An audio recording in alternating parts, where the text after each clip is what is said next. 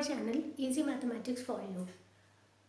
आज का क्वेश्चन भी अरिथमेटिक प्रोग्रेशन से ही रिलेटेड है, लेकिन ये क्वेश्चन इम्पॉर्टेंट होने के साथ साथ इंटरेस्टिंग भी है, क्योंकि एग्जामिनर ने आपको कहीं भी ये नहीं बताया है कि ये क्वेश्चन एपी के कॉन्सेप्ट पर बेस्ड है। क्वेश्चन की वर्डिंग्स देखकर आपको खुद पता लगाना है कि यहाँ पर एपी का कॉन्सेप्ट अप्लाई होगा। क्वेश्चन को देखते हैं। A manufacturer of TV sets produced 600 sets in the third year and 700 sets in the seventh year. Assuming that the production increases uniformly by a fixed number every year, find the production in the first year, the production in the 10th year and the total production in first 7 years. अब यहाँ आप ध्यान से देखें तो हमसे कहा जा रहा है कि कोई मैन्युफैक्चरर है जिसके यहाँ टीवी सेट्स बनते हैं, तो वो तीसरे साल में 600 सेट्स बनाता है और 7th ईयर में 700 सेट्स बनाता है। Since the production increases uniformly by a fixed number every year, तो इस लाइन से हमें पता चलता है कि एक फिक्स नंबर है हर साल का जिससे कि उसका प्रोडक्शन इंक्रीज़ होता है। तो यही वो लाइन है, यही वो हिंट है जिससे हमें पता चलता है कि यहाँ पर एक एपी लिस्ट हो सकती है। तो हम यही करेंगे। सॉल्यूशन स्टार्ट करते हैं। The number of TV sets manufactured in first, second, third and so on years will form an AP. तो थर्ड ईयर में प्रोडक्शन आपको गिवन है 600 सेट्स, तो हमने यहाँ पर लिखा A3 मीन्स थर्ड टर्म जो बनेगी हमारे एपी की। A3 को मैं क्या लिख सकती हूँ, A plus 2D is equal to 600 years. A plus 2D, ये आपको पता है कि जो भी nth टर्म होती है उसका क्या फॉर्मूला बनता है हमारे पास, A plus n-1 into D. तो ये वही चीज़ है।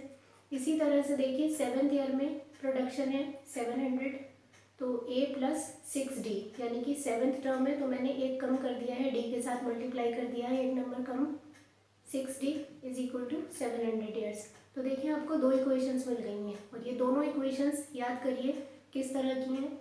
लीनियर इक्वेशंस का जो हमने पढ़ा था, pair of linear equations in 2 variables, बिल्कुल वैसी ही हमें ये दो इक्वेशंस मिली हैं। अब आप वो कॉन्सेप्ट यहाँ अप्लाई करें तो देखें कि इसे हमने किस तरह से किया था।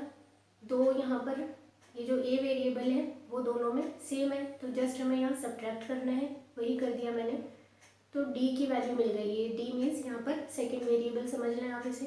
तो d इज इक्वल टू 25, ये d यहाँ है कॉमन डिफरेंस। अब ये जो वैल्यू d की मिली इसे सब्स्टिट्यूट कर दीजिए आप किसी भी एक इक्वेशन में, 1 और 2। जैसे मैंने इक्वेशन 1 में d की वैल्यू पुट की है तो मुझे मिलता है a इज इक्वल टू 550, और a यहाँ क्या है, फर्स्ट टर्म। इट मीन्स कि फर्स्ट टर्म मुझे मिल गई है 550, कॉमन डिफरेंस भी पता चल गया है 25।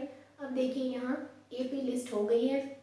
550 मैंने फर्स्ट टर्म की जगह लिख दिया, उसके बाद 25 ऐड किया उसमें कॉमन डिफरेंस, तो सेकेंड टर्म मिलती है मुझे 575।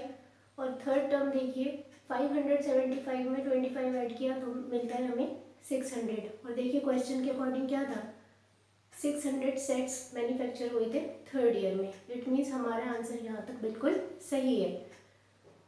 दूसरा हमें बताना है the production in the 10th year. तो ये जो फर्स्ट टर्म मिली है, पहला आंसर तो मिल गया आपको, the production in the first year 550, और 10th में बताना है आपने 10th ईयर में कितने सेट्स बने।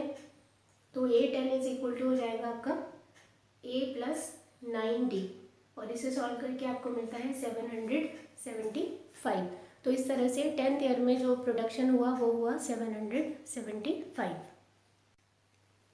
The last part of the question is the total production in first 7 years. तो यहाँ आपको बताना है कि पहले 7 साल में टोटल प्रोडक्शन कितना हुआ, मीन्स आपको फर्स्ट 7 टर्म्स का सम बताना है। तो फॉर्मूला अप्लाई करते हैं, SN sum of nth terms is equal to n/2 within bracket 2a plus n-1 into d। n 7 है यहाँ पर क्योंकि फर्स्ट 7 ईयर्स का टोटल प्रोडक्शन बताना है आपने। 7/2 2 इंटू ए की वैल्यू है आपकी, ए फर्स्ट टर्म है 550 plus 7 minus 1 into D common difference है आपका 25।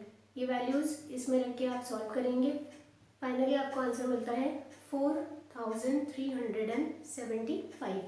इट मीन्स फर्स्ट 7 ईयर्स का टोटल प्रोडक्शन 4375 है। तो एग्ज़ाम में आपको इसी तरह के क्वेश्चंस मिलते हैं, इनडायरेक्ट वे में पूछे जाते हैं क्वेश्चंस। आपको समझना होता है कि उसमें कौन सा कॉन्सेप्ट आपने अप्लाई करना है। तो क्वेश्चन को ध्यान से पढ़ें, समझें और फिर उसे अटेम्प्ट करें। आज के लिए इतना ही। Thank you so much.